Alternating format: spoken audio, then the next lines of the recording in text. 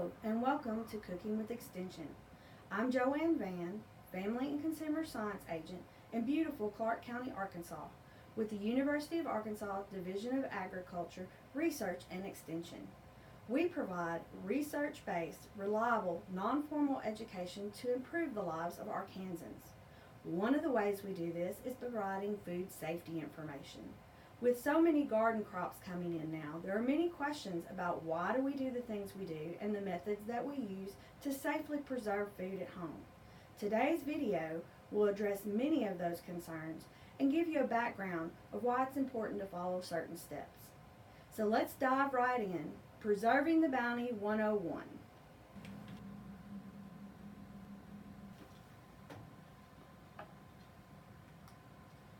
The objectives for today's video is to recognize the goals of food preservation, identify a minimum of 3 ways foods can spoil, identify 3 or more ways to prevent food spoilage, and to identify one cause of foodborne illness.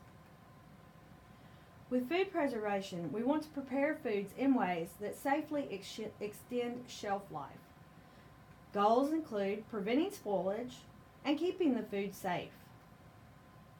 Our methods include canning, freezing, refrigeration, dehydration, curing, smoking, and freeze drying. Understanding food spoilage.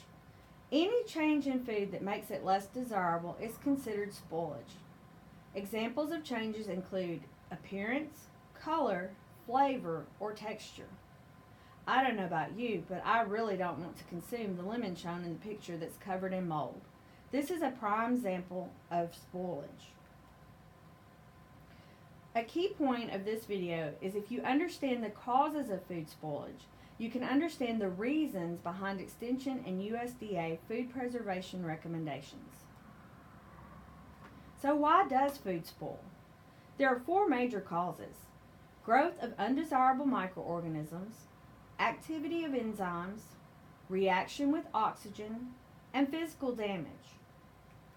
Let's look at these in more detail. Cause number 1, microorganisms: yeast, mold, and bacteria. The food preservation method selected should prevent growth to prevent food spoilage by these microorganisms. Some keys to preventing microbial growth are FAT-TOM, an acronym to help us remember the things that we can control in food preservation. So the first item, food, A for acid, and T for temperature. TOM is for time, oxygen, and moisture. Let's look at which of these we can control and which we can't. So with food, just like us, microorganisms need a quality food source to grow. In food preservation, however, we don't control the food. A carrot is a carrot, a grape is a grape, and meat is meat. The kind of food, it is what it is. So we have to find a way to work with that food to make it safe to eat. Acid is something we can control. And you'll see a chart here that shows you acid, neutral, and decreasing acidity. Microorganisms grow best in a pH around neutral, just like us. High acid foods have a low pH, and low acid foods have a higher pH. In food preservation, specifically canning, we can control acid. This is why you'll see a recommendation to add bottled lemon juice when canning tomatoes, or adding vinegar to pickling recipes.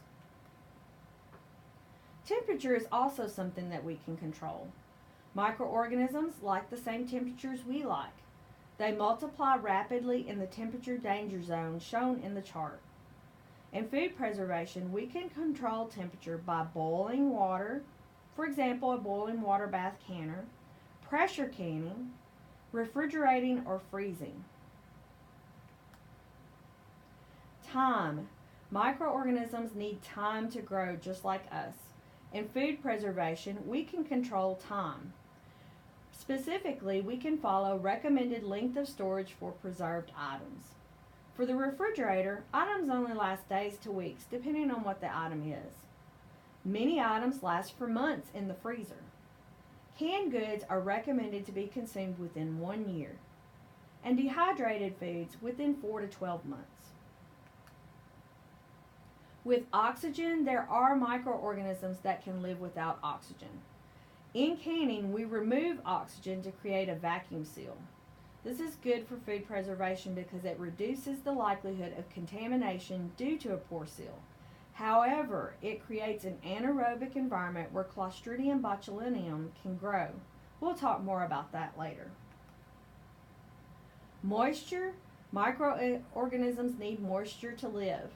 In food preservation, specifically dehydration, we control moisture. It's an effective way to slow microbial growth. So in applying the fat tom to control spoilage, these items, some can be controlled, some can't. For food, no. Like I said, a carrot is a carrot. We can't change what it is, and so we have to find a way to work with the food to make it safe. Acid, yes, we absolutely can control acid in some types of canning. For temperature, yes, we can control that through canning, freezing, and refrigeration.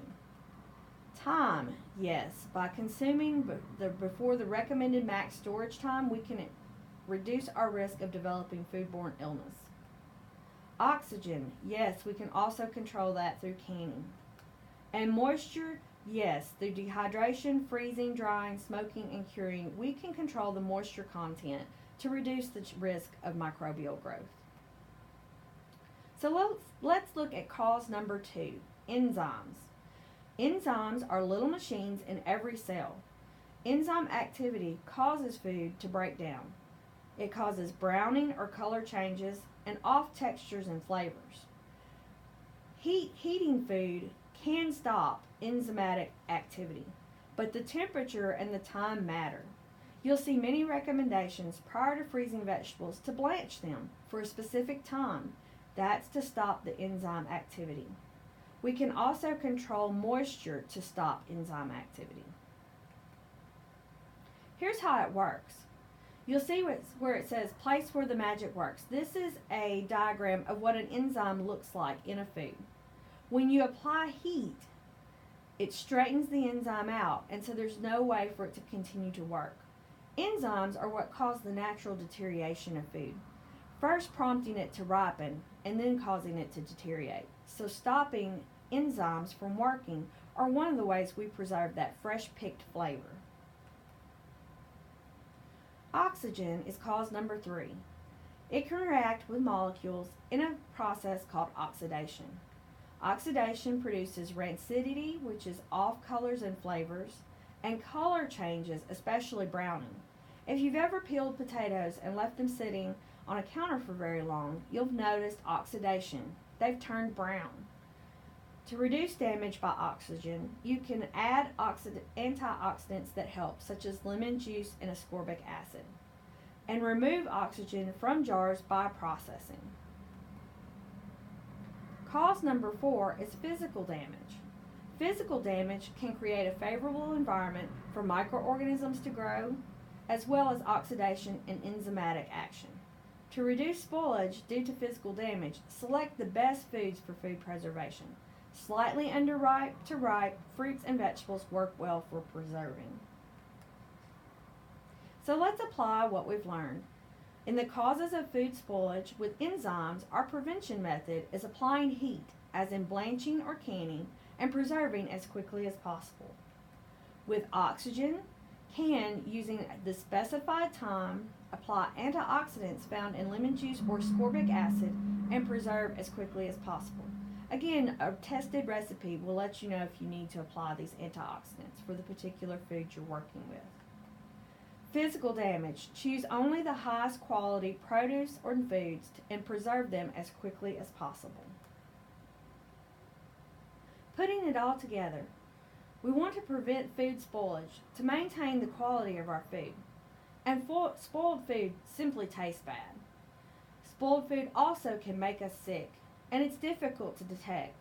Most of the time there will be no off flavor, smell, or color due to spoiled food that's contaminated with a foodborne illness. The CDC estimates that 1 in 6 individuals fall ill due to foodborne illness every year. That's 48 million people. And when you keep in mind that a foodborne illness can take up to 6 weeks to develop in our systems before it causes symptoms, it's difficult in many cases to identify which food made us ill. So don't think just because you open a canned good and it doesn't make you immediately sick that it's not contaminated. So you need to follow the food safety recommendations so that you won't get sick this year with foodborne illness. So in summary, we can safely preserve foods for later use. Tested recipes and methods prevent and slow food spoilage. You can prevent foodborne illness by using tested recipes and methods too. It's very important to use a research-based source in selecting your recipes. And it's as simple as that. Here are some great resources if you need more information. I love the book So Easy to Preserve. It has great recommendations and recipes. The National Center for Home Food Preservation also has great information. And if you do not have a guide to canning, you can get a free download of the USDA Complete Guide to Home Canning. 2009 was the last revision. We want to know if this video was helpful to you. Please comment on this post with something that you've learned, something you will try or change. Again, we're a research-based institution. We really want to know whether our educational methods and our content are helpful to you. So please do take a moment and comment with something you've learned or something that you'll try or change. If you would like a copy of this presentation, feel free to contact me at any of the methods listed on the screen. You'll see my email address. You can find our link to our county page at uadex.edu/Clark. Follow me on Facebook, and also look for this video on YouTube. Thank you for joining us today for Preserving the Bounty 101. We hope this has been a helpful training to you and look forward to seeing you again soon.